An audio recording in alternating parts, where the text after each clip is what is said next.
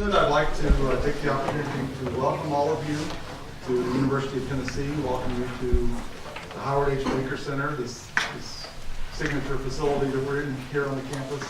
I'm Howard Hall.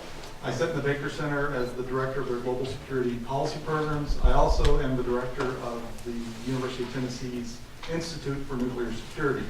And so the Baker Center and the Institute are very pleased to have the opportunity to bring some of our international colleagues in the field of nuclear security out today for a roundtable. Our intent today is to have a discussion, both among the faculty and among the audience and our panelists, on the issues of growing a nuclear security curriculum, some of the experiences, maybe some advice that they can give us, maybe some experiences we can share, and so forth. So we're going to start with introductions, and then Pat Lynch, who is with Oak Ridge National Lab and is also my Associate Director for International Outreach in the Institute, is going to begin with a few pre-planned questions. We'll work through the panel on every question to get started. Your job as the audience is to, during those pre-planned questions, get loosened up and be ready to ask some questions of your own. We do have Natalie Manieva, our intern, is going to be fielding microphones for the audience. We are videotaping this because we've got some folks outside who'd like to see it, and so we're going to capture that. So please, when you ask a question, make sure you have the microphone, make sure it's working. Otherwise, the question won't be heard, at least on the video. So with that, Pat, would you like to introduce our colleagues? Great, thank you, Howard. I'll start here on the end of the table with Dr. Hoda Abushadi from Cairo University in Egypt, and she's the director of the Nuclear Science Studies and Peaceful Application Center. Next to Dr. Hoda is Dr. Lawrence Dim from Ahmadu Bello University in Nigeria. Next we have Dr. Hakam from the University of Ibn Tufayl in Morocco. Next to Dr. Hakam we have Dr. Sahana from University of Gajah Mada in Indonesia. Next to Dr. Sahana, we have Dr. Ravi Prasad from Pandit Dayal Petrol University in India. And finally, Dr. Aubrey Nelwa-Mondo, who works for NEXA, which is the South Africa Nuclear Energy Corporation, but he also works very closely with Johannesburg University and Northwest University in South Africa. So please welcome our panelists today.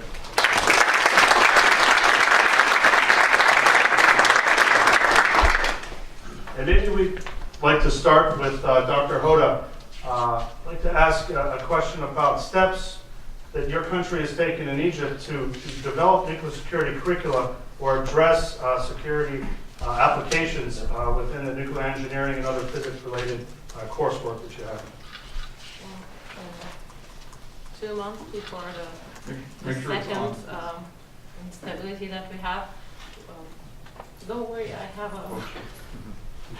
Well, a month ago, just before this second phase of instability that we have, we were discussing with the Ministry of Housing how to promote the Daba site in which we want to make future nuclear power plants, and do we have enough people working on the site beside the nuclear engineer and the nuclear physicist. So we were developing how to influence the public opinion and how to also create safety and security courses for engineers and for radiation workers and people working on the facilities.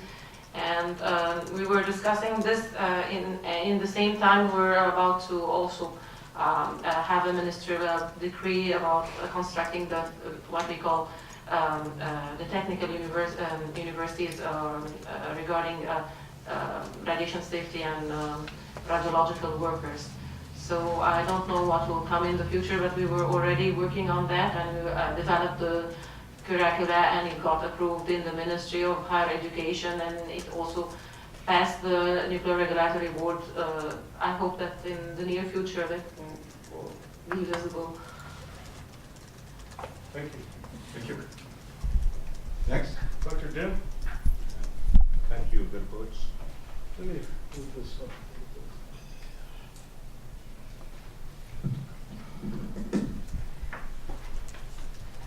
Yeah, I'm from Nigeria, and as you have been told, my name is Lawrence Dean. I work for Ahmadu Bello University, so I teach in the university. I give a little bit of history of the nuclear program in Nigeria. Started some 30 years ago, and some two institutions, universities, were recognized by the federal government of Nigeria as centers of excellence for nuclear science technique. And this has continued like that. These two centers started manpower development. This led to training of some of our people in universities in the US, in Britain and France and so on. And since then we have tried to introduce this technique in the universities to teach students.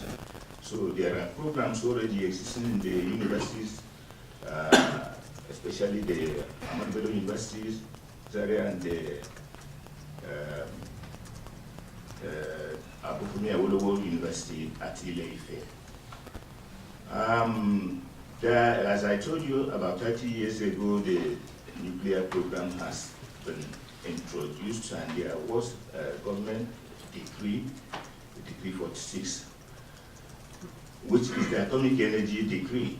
But this decree was not implemented until 2006, with the activation of the organization called Nigerian Atomic Energy Commission. This, the federal government again also declared interest to pursue nuclear energy program for electricity generation. And with this interest is made with the consultation with the IAEA and other internationals. And actually, the agency, NIAC, organized some of these universities with already doing nuclear program. And curriculum was developed, which is a very recent curriculum. Some universities in the US also are involved in this program and have been actually, contacted at the finish of the program. And we try to test run this program, which has some of the few graduates coming up now. So we have a program that is coming up, which is a nuclear science and nuclear engineering and nuclear science program. What happened is that we organize it in a central area in Abuja, and then bring in both international lecturers and local lecturers to do this. As to the specific question which he asked about the issue of nuclear security program, when we had peer review with some of the internationals, some of them from Texas A&M, for one of the professors, one of the issues pointed out is in that program is actually the only issue they pointed out is the issue of nuclear security safety, that it should be incorporated in the program. So immediately we went into action to implement, try to get this done with the assistance of the IAEA. I have one of my directors here, and we have also started to also give course in this. The director is an active director, Professor Kuye. He has started to implement nuclear security safeguard in the program with this first group of trainees. Radiation protection program, because we have a little research reactor, the Chinese miniature neutron soft reactor at Ahmadu Bello University have been developed at least the level that we use to do our services. Thank you. Thank you, Dr. Dean.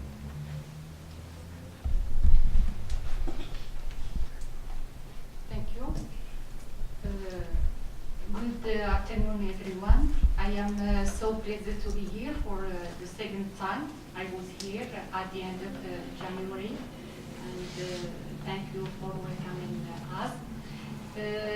About nuclear security program, we are ongoing efforts to develop this curricula, but let me say that Morocco is not a nuclear country, but we have a research reactor and many radioactive sources used in different economic sectors.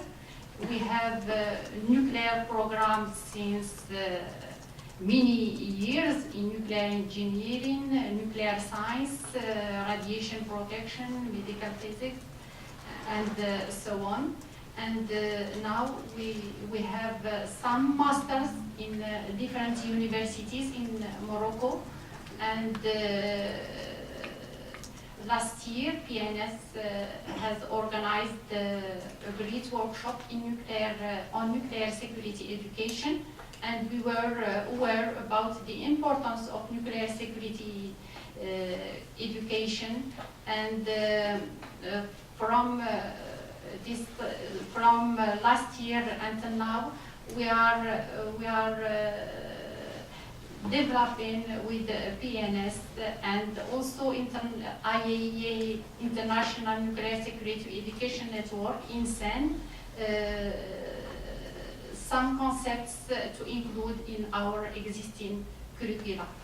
In my institution, my university, we have a master's degree on nuclear science and focuses on radiation protection, and this is 2 years training, and we have some cooperation with France, Tunisia, and now with the US, and we have some opportunities that next year 2 students will do their training internship in France and Belgium also, and I hope they will have the opportunity to visit US universities in the field of nuclear security.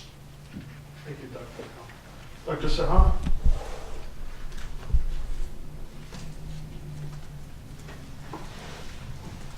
Okay, thank you very much for this opportunity from Mr. Howard. So let me introduce first about Gajah Mada University. That is one of the oldest university in Indonesia. Maybe some of you know where Indonesia is. It's so far away from here.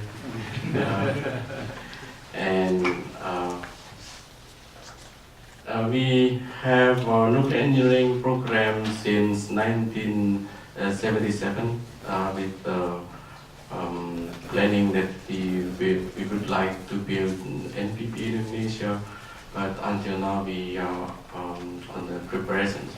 We have several site selection in Indonesia, and our alumni work nowadays by Indonesian regulatory body for nuclear energy and also by nuclear atomic energy in Indonesia. At the moment, we are very good in the content of teaching with the safety and safeguard related subject in our curriculum. But we are aware now that we need to improve our curriculum with the content of nuclear security. The idea come feedback from our alumni and also from several experts from the USA that come to Indonesia and discuss with us. And nowadays we are on the beginning phase. How can we enhance our curriculum first with the content of nuclear security without modification at first in the curriculum? Because if we will modify the curriculum, we need that maybe if every 5 years we may modify our curriculum. So we need the time until 2016. So, but up now we try to enhance at first to enrich our syllabus, our courses with the nuclear security subject. So that I'm here with my one colleague here. With support from PNS, thank you very much for PNS, and I hope that we may learn more from your side, from other university in USA, so that we can share our experience. Maybe you have more experience than us in Indonesia, but we will learn. And security culture is many influence of culture itself, so that we cannot transfer direct 100%, but you have here, so we must make maybe any modification. So, but using sharing and more discussion with you, so I hope that we put together.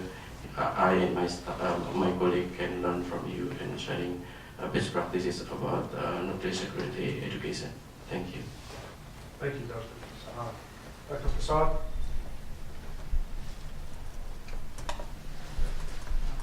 I'm Ravi Prasad from India.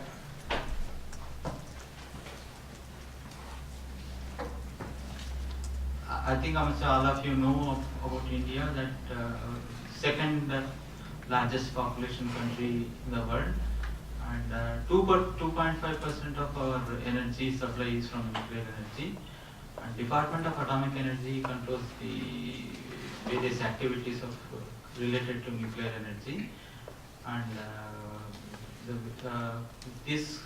they have their own program of selecting or training the personnel required for the production of nuclear energy.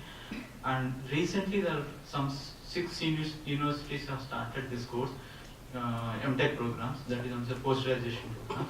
One of the institutes being ours, Pandit Indian Petroleum University, we have started this course some 4 years back. And we have been having association with Texas A&M University in the form of a memorandum of agreement. 3 years back we had one Adam Hitler. He came for conducting this particular course. Then next year we didn't have many students, and some of this whatever agreement was there also that could not be done. But last year again, once again, we had good number of students. I think maybe the effect of Fukushima getting reduced. I think we had 5 students registered for this particular course, and then once again we had one more, James Miller from Texas A&M University. He had conducted the course. I go through roughly the syllabus content of that. We had something issues like the management of radioactivity waste, nuclear fuel cycle, front end and back end, radiation detection, radiation monitoring, enrichment methods, health physics, sort of thing. Security engineering, security culture, inside transportation of various waste contents. I think the SU calculation, etc. were there, proliferation issues. These are the various issues that were introduced into the curriculum of that as a part of 3 years security, safety and safeguards course. This was given something like 28 lectures, which was taught in, I think per week it was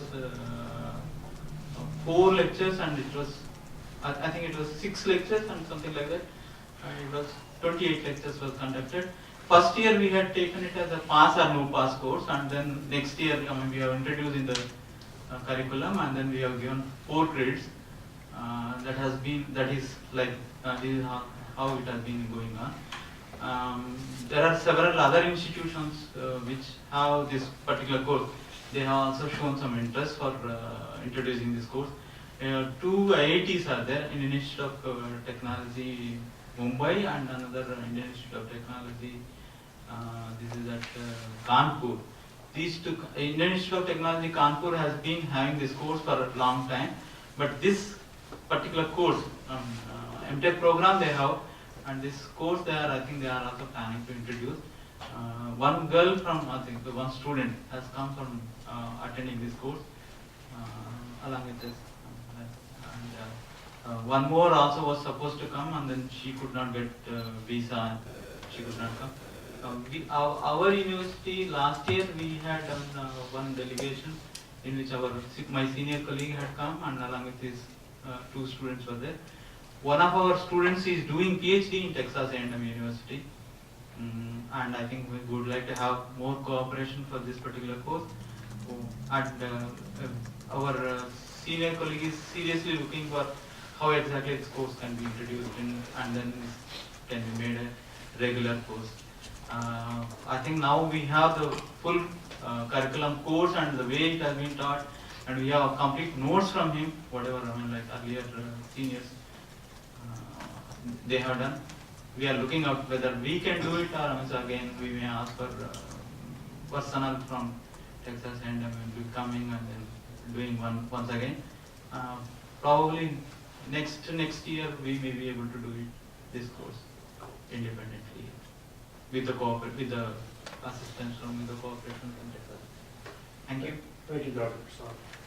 Dr. Aubrey? Yes, Aubrey, then from South Africa. In South Africa, we got 3 principal nuclear facilities. We got Safari at Nexa, which is a research reactor. We got laboratories at Itemba Labs. Mostly we are housing accelerators there. Most of student development training work is taking place in that area. We also got 2 power stations, all located in the Western Cape. They are called Koeberg. They're producing electricity for some decades by now. Then the work that is done at Nexa is primarily R&D, which covers isotope production and material research and so on, support Safari reactor and some secondary product formation. Well, at universities, we have the University of Johannesburg, Witwatersrand, Northwest, which are working in collaboration with Nexa in terms of training programs, where the historic programs have largely been nuclear engineering students. But lately, there is an effort, a considered effort, to establish a nuclear security curriculum centered at West University. Of course, I should apologize, the president will tell more as to the president right now is not here today. But hopefully, for those who will be attending the IRM, which is coming soon, he will be there and he will be presenting a paper to give the exact position. But all these things are managed by the Department of Energy, where the nuclear curriculum for the security is being developed. I have also a colleague here who can give more on that. My primary focus is around nuclear forensic capability development, which you could tell is non-proliferation nuclear forensics, not necessarily on the security side. Yes, we've made strides there, and we just completed the fabrication of a clean lab at the Nexa, which is equipped with very versatile instruments for trace element analysis, CPMS, and characterization of spent fuels and so on. And we are also developing courses along with the national laboratories here in the US, in particular working with Livermore and Los Alamos National Laboratories.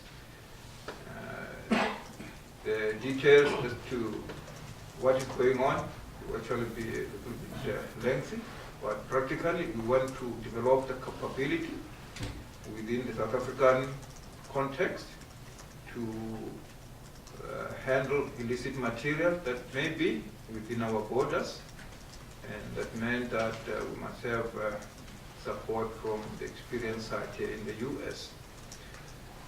As regards the security curriculum course, I should confirm that a preliminary curricula has been developed and is ready for sanctioning by the Department of Energy.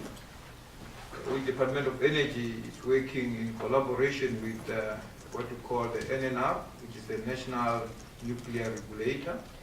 And a couple of students have been identified. Hopefully, when the curriculum has been endorsed, the students should be embarking within months from now to start with the training. So that's the little I can give for that. All right, so let me also speak from the perspective of our program here at the University of Tennessee. Nuclear security education in our context is what I would argue is an emerging field within the U.S. We have for decades trained and educated students who work in the nuclear security field, but the actual recognition of the interdisciplinary nature of that field and tailoring academic programs to that interdisciplinary field, I think, is relatively new. If you look around the U.S., there are a few programs in nuclear security. Texas A&M, as our colleague from India mentioned, has had a program for a few years. There is a non-proliferation program at the Monterey Institute for International Studies, although it is heavily focused on political science and public policy. Our program was really built and informed by a number of studies in the U.S. that looked at the broad population of personnel working in the field of nuclear security, the skill sets that they have, and the fact that, frankly, in the U.S. we are facing a demographic challenge in that the practitioners of the field of nuclear security, the folks in the national laboratories, in government service, in private industry, and yes, even in academia, are getting old, and they're not being replaced at a rate that's sustainable. This has been looked at in a number of National Academies of Science reports, and so we're trying here at the University of Tennessee to build a program that is, in essence, engaging the whole of the academic community to meet some of these challenges. Now, we certainly started off of our strengths in nuclear engineering. We have a very strong nuclear engineering program. When I first came here in 2009, there was already nuclear security efforts going on in it. We had a lot of activities that got spawned out of a Department of Homeland Security grant that developed some of our curriculum. So those programs have been ongoing. We've established a formal certificate in nuclear engineering for nuclear security. We're also very pleased that this fall the Department of Political Sciences certificate program and their master's program is coming out as well. It's a global security certificate, not just nuclear security. And we're reaching into other academic units as well. Since we have begun teaching the nuclear security curriculum in nuclear engineering, and I only have the statistics for there, I believe in the entry course into our graduate nuclear security program, I believe we have now run 75 students through that over the last few years. So that's a fairly significant population of students. And so we're continuing to move forward. We're continuing to grow our nuclear security efforts as a broad engagement across the campus, across multiple academic units. Thank you, Howard. There's a few acronyms I'd like to define that were used. First one was the IAEA. I think most people know that as the International Atomic Energy Agency. See a few heads. Yes, okay, good. The second one was PNS, and that's of particular interest to myself and not only the panelists here, but also a few of the other individuals.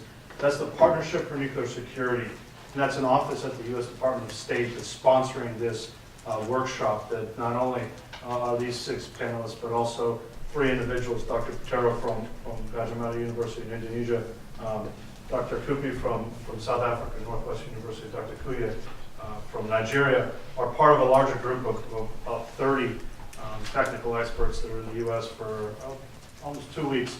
It will be at Oak Ridge National Laboratory this week for a specific nuclear security insider threat training, and then also travel on to the INMM meeting in California.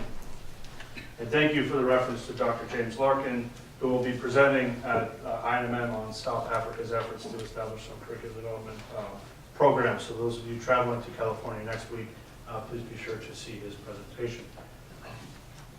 I'd like to open it up now for a few questions. We have about 25 minutes, and then this portion will conclude, but then I encourage you to speak individually if you can, or have interest or additional questions in the lobby where we have some light refreshments and snacks that will be provided.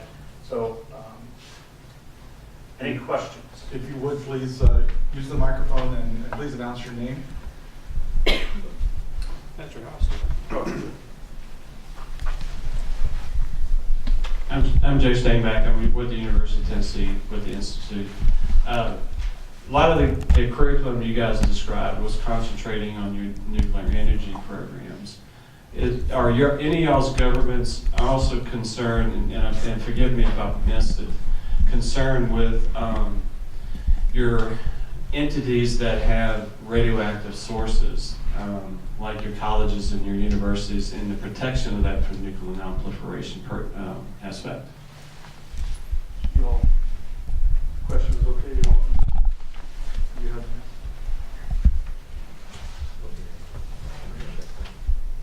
We'll start with an answer. No, let's, please, can we come again? Can you?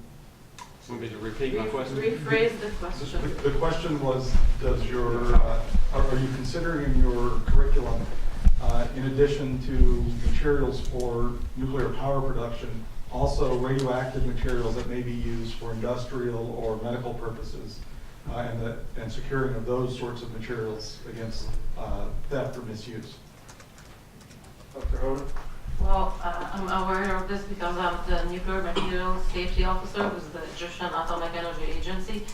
I was a theoretical nuclear physicist, but since I took this position, I started to know that in the university on campus, we have several faculties and institutions within the university using radioactive material and also radiation equipments, ionizing radiation equipments, and they are not aware of the side effects of that.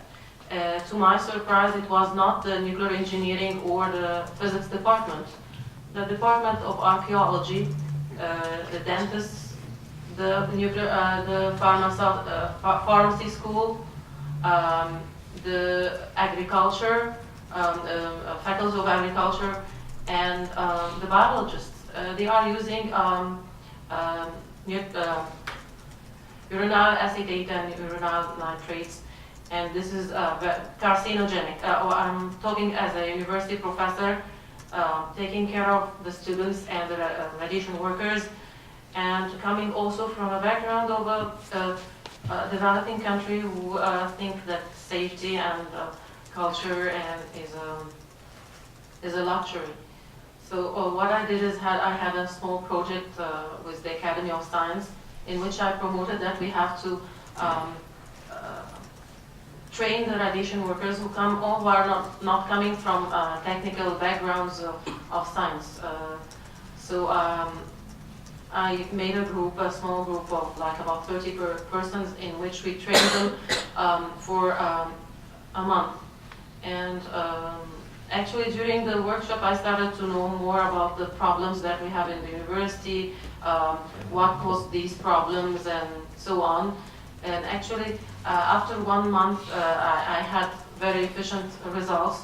But some of the radiation workers, the ladies, they left the labs because they asked for their departments to provide gloves and masks and goggles for when they are using the electron microscopes.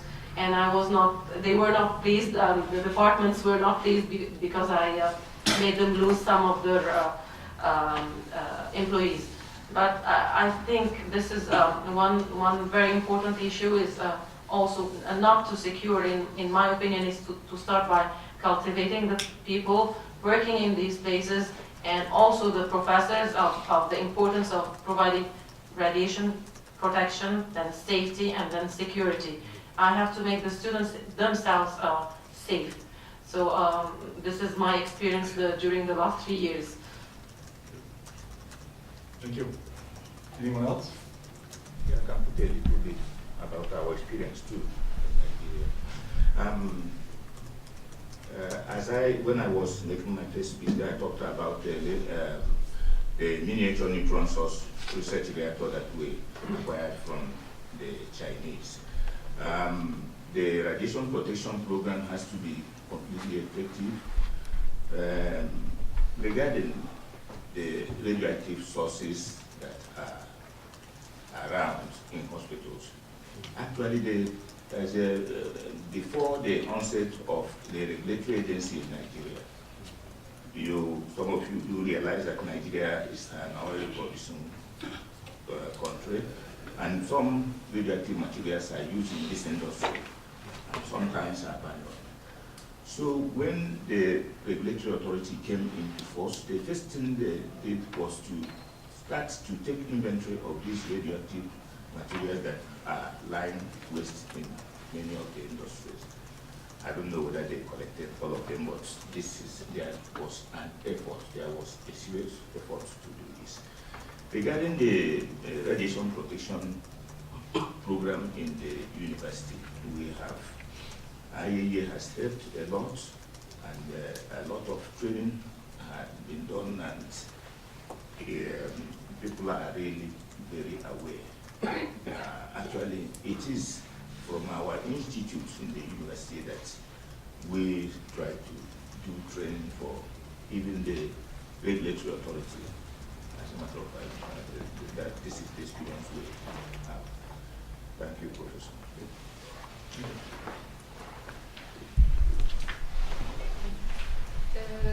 About the curriculum focuses on nuclear security or security measures of radioactive sources. As I mentioned before, we don't have nuclear power plants, but we have many radioactive sources in different sectors, and we have to secure these radioactive sources, and especially in our master degree, we will focus on this issue about security measures on the radioactive sources. Thank you. Thank you.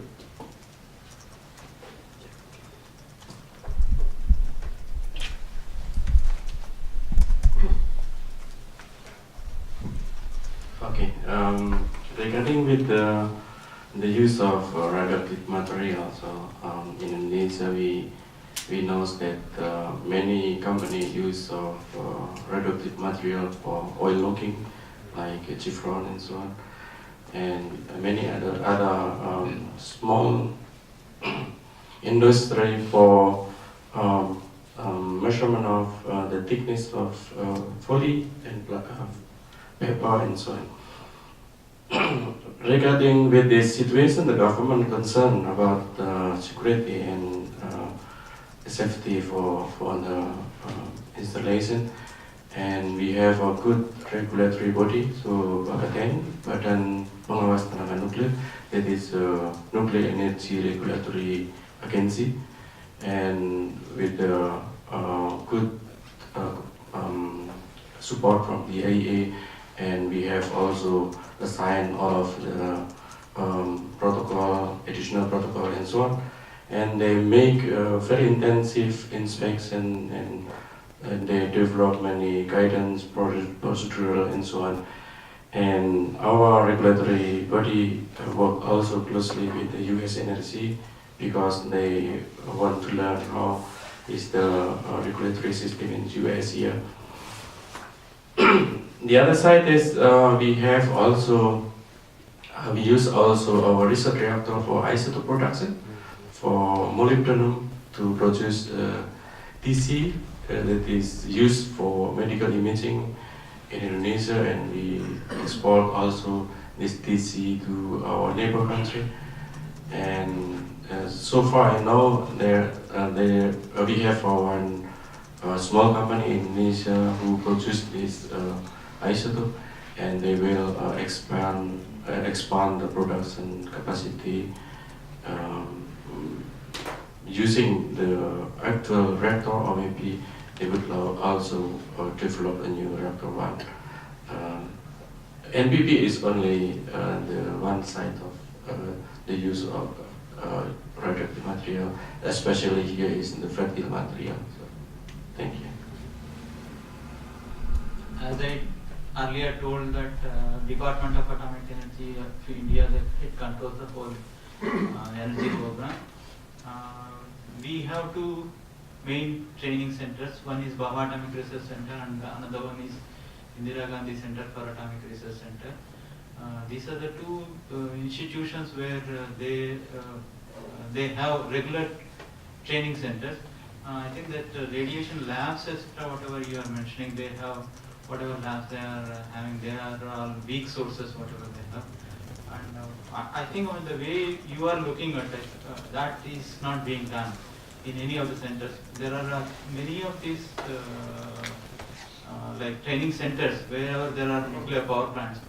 But all these institutions, training centers, whatever we have, whatever radiation laboratories that are there, they are weak sources. They are not. They will not be able to measure to the extent whatever is required for. Even the lab, whatever we have in our university, or even the Indian Institute of Technologies, whatever we have in India, they are all dealing with very weak sources. Alpha, beta, gamma measurement, they will be done, and it is not to the extent what is required for 3 years. That I think that has to be once it is realized that this particular course is the necessity of the course, and yeah, that is once it is required, I think that will be coming up. It is likely to come up. Not right now, it is not existing. Thank you. I think that answers. Do you want to speak to the question, or? No. All right. We can take another. We'll take another question then.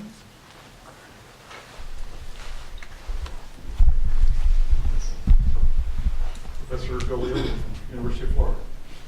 I just had a question. We've talked a lot here in the U.S. about trying to attract students to the nuclear engineering programs and into the nuclear security programs, and how we've got upcoming staffing shortages.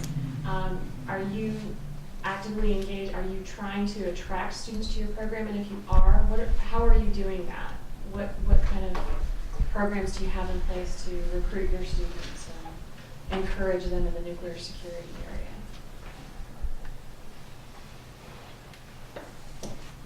Who would like to go first? Yeah, maybe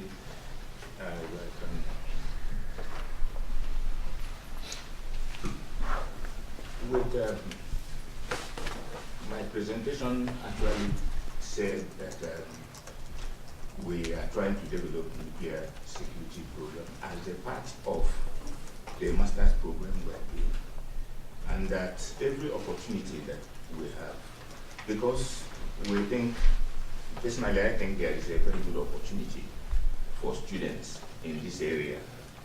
In our teaching, I mentioned it to the students that this is an area that a lot of people are working in right now, and that they should take interest. And as a matter of fact, after our day training, as a practical experience, we got 2 students who are actually taking their project in this area.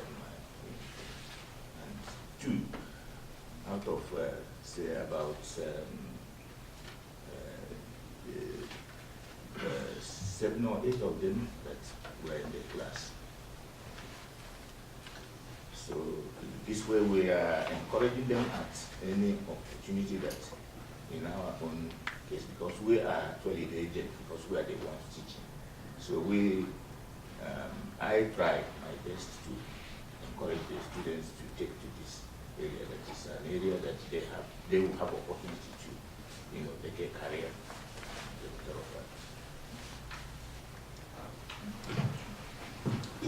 I understand. If I understand well, I guess I don't need this. If I understand well, you need to know how to gather the students in order to come to your program. This is what we were thinking of. You have to locate those who would need the students later to the working market. So who would be the working market for people looking for nuclear security? Is it the nuclear power plants or other universities or companies? So in order to recruit the students in our field, we just talked with the Ministry of Higher Education, and we told them that we need this in order to have, like, example, radiological workers inside the lab who are like efficient. So they told us in order to do those universities we will need X, Y, and Z. So I told them, okay, if every faculty is are using radioactive material or ionizing radiation machines, then we need about 3 in each radiological worker who is well informed. And in order to achieve this, then we had also to go to the Nuclear Regulatory Board, because they are the one who are giving the permissions for the radiological workers. So we had to collaborate with different entities like the Ministry of Higher Education in order to promote this on the national level, and Ministry of Housing, because also in the Ministry of Housing, they are the people who are, if you are going to build a nuclear power plant, then you need also to influence the people around the area, and then you need to have human resources working on this, then on the site, and then you will recruit people from this area to work in the place. So you will promote this within the working surrounding. So you need just to network, and then you have the media afterwards. In order, you will say that to the students, now you will have this place to work in the university, you will have to work in the nuclear power plants, you will be able to work in hospitals.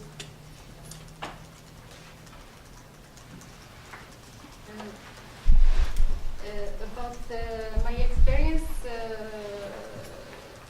as I mentioned at the beginning, PNS has organized a study tour this January, February, 2 weeks for Moroccan faculty members, and we had the opportunity to visit 4 US universities leading nuclear security programs, and also we attended the county conference on nuclear education and training in nuclear field.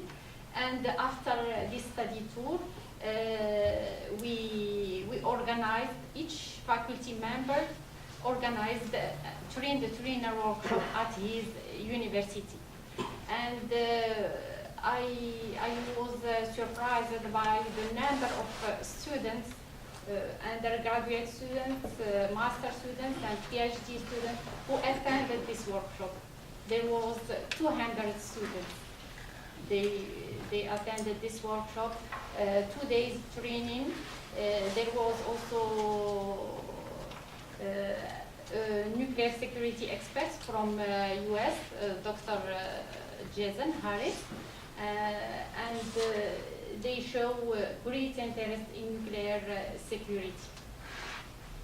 And also, 2 students from my master degree gave a lecture about nuclear security and safety concepts in this work. Thank you. If I can weigh in here from our perspective in our program, I think there are 3 components, at least one of which is outside of our control with the university. And the one that's outside of our control is I think students have to see a career path. And so there do have to be jobs at the end of their education. That's absolutely critical, otherwise we won't be able to sustain it. Fortunately, as we've mentioned, we have this demographic issue that we are still facing, and so I think those jobs are going to be out there. The other 2 things that I think are beneficial from my experience is that students, I think, really appreciate understanding that what they're learning, and particularly as graduate students, what research they're doing, how that fits into a larger social construct. You know, if we've got a student who's working on For example, we just did a dissertation defense of one of Professor Hayward's students, who, by the way, did pass. Working on a new detector for a piece of equipment that does neutron imaging. Well, that piece of equipment has a direct application to arms control treaties, and so that the student can understand that what they're doing is important in the larger society. So I think that is a very attractive piece. And then the third piece, which is largely falls on us as the faculty, is we have to make the classes interesting, we have to make them engaging, we have to adapt to the ever-changing mindset of students in a way that keeps their attention focused. And I think those three things are really critical. Let's take one more question if we can. Bernie?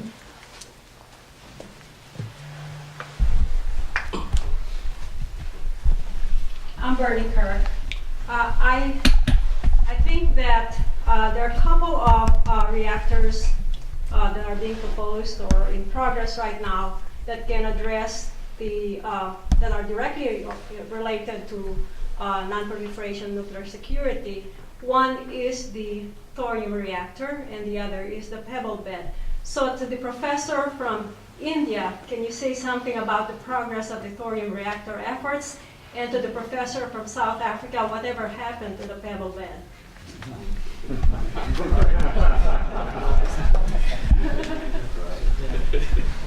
Shall I answer? Yes, please. I have come out of Baba Atomic Research Center some 8 years back. But anyway, whatever information I know about what that advanced heavy water reactor, what she is looking at. Of course, the main interest for India is 1/6 of the whole of the thorium resources are there in the world. That is there in India. I think that is the main interest that is really looking at that particular project, advanced heavy water reactor project. We have some 3-stage program: stage 1, stage 2, stage 3. Stage 1 is completely like we have, various PHWRs, whatever we have. Based on that, whatever plutonium is generated, that will be used in stage 2 program. And fast reactors that are being planned, and then we have one reactor that is fast reactor test reactor that is operating at very low power, something like 20 megawatt thermal, I think it is. And one is being seriously done is PFDR, that is prototype fast breeder reactor. And once these two they become operational, we get a lot of fissile material, which maybe I think thorium can be used and uranium can be used, and then plutonium is obtained, or uranium-233. These two other fissile materials we will be getting in the blanket, and then that will be used as the fuel for the third stage. Parallelly, the same thing, this can be used as an advanced heavy water reactor.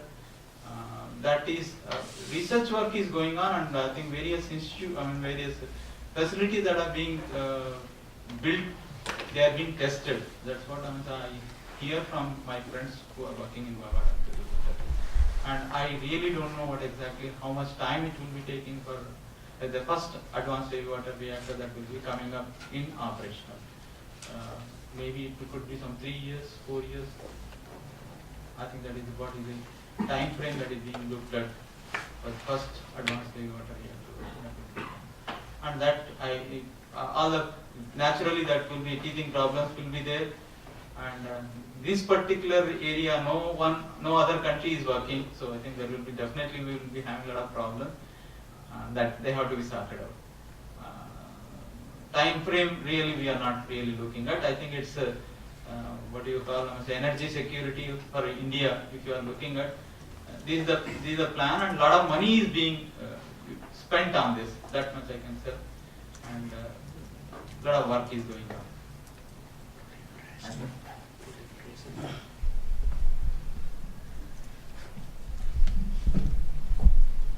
From the South African side, I think I should mention that we have embarked on a new build program. It's been running now for the past couple of years, maybe 3 years or so. Our intention is to build a total of about 6 pressurized water reactors.